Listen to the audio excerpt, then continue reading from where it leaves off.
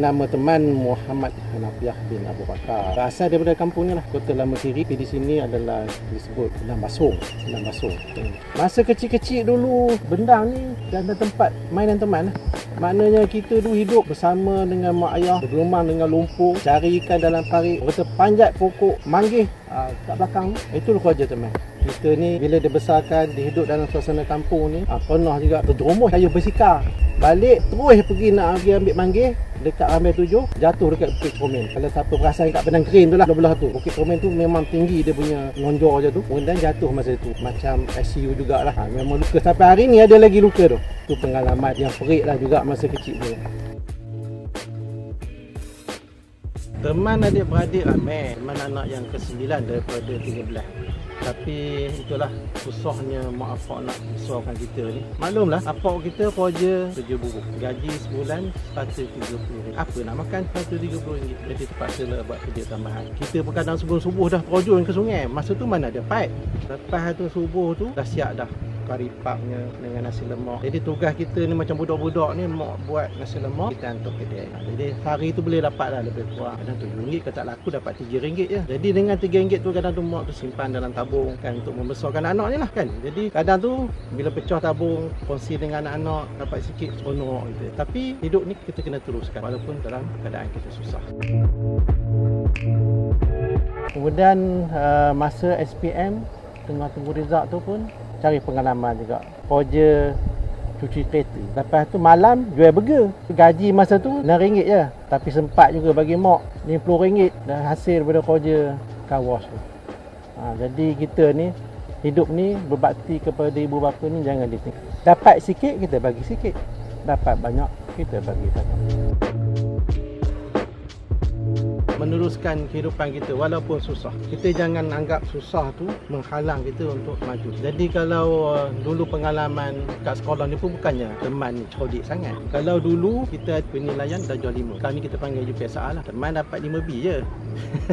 Tetapi semakin membesar kita makin sedar. Jadi kesedaran tu tak semestinya kita terus lahir-lahir cerdik. Jadi kita pertingkatkan potensi diri. Okey, dulu teman lepas daripada nilai darjah 5 daripada sekolah secondary, teman sambung belajar di sekolah menengah Bukit Mercu. Jadi masa tu kita ada macam PT3 lah sekarang ni. Dulu orang panggil LCE ataupun PMA lah. Masa tu tak dapat A pun, tapi adalah kesedaran sikit-sikit. Jadi mungkinlah pengalaman pernah juga di rutan dia cikgu. Budak nakal juga.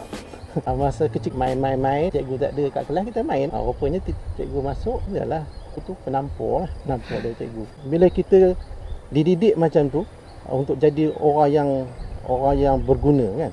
Jadi kita belajar. Alhamdulillah masa SPM teman dapat grade 1 lah. Nak dijadikan cerita, teman sekolah Bukit Mercu ni ada tawaran untuk pergi ke luar negara.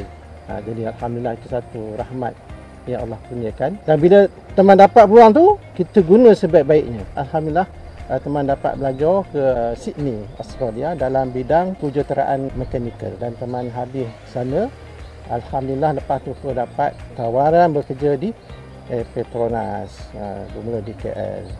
Alhamdulillah dapat tawaran bekerja sebagai jurutera di Petronas, bekerja di Pantai Timur, di Terengganu. Pernah juga bekerja di luar negara, di Turkmenistan. Pernah juga bekerja di South Sudan, Sudan Selatan. Pengalaman di sana tu pun membantu teman dalam hidup ni. Di samping kerjaya saya juga terlibat dengan pertubuhan sosial, di antaranya Pertubuhan Ikram Malaysia sebagai salah seorang daripada pengurus bahagian tarbiyah lah, ataupun kita sebut pendidikan. Sebelum tu saya ada juga memegang jawatan sebagai pengurus MyCare yang membuat misi kemanusiaan sama ada di Malaysia ataupun luar negara. Jadi kerja-kerja kebajikan ni pun kita perlu giatkan supaya hidup kita ni bukan setakat hanya mencari rezeki, tetapi juga kita perlu membantu orang lain. Seperti yang disebutkan oleh hadis Nabi, yang antara maksudnya yang terbaik di antara kamu adalah mereka yang berkhidmat kepada orang lain. Jadi kita kena praktikkan benda itu.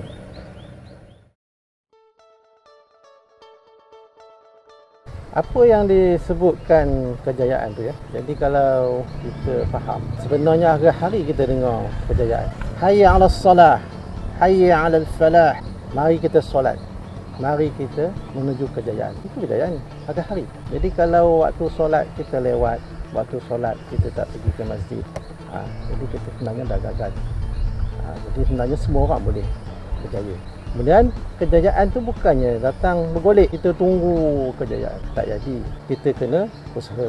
Sebelum tu kita kena rancang. Usaha dan bertindak. Kalau kita nampak anak tangga nak naik ke atas, kita tengok je anak tangga, tapi kita tidak melangkah naik ke atas anak tangga, kita tak akan sampai ke atas. Jadi kejayaan pun sama.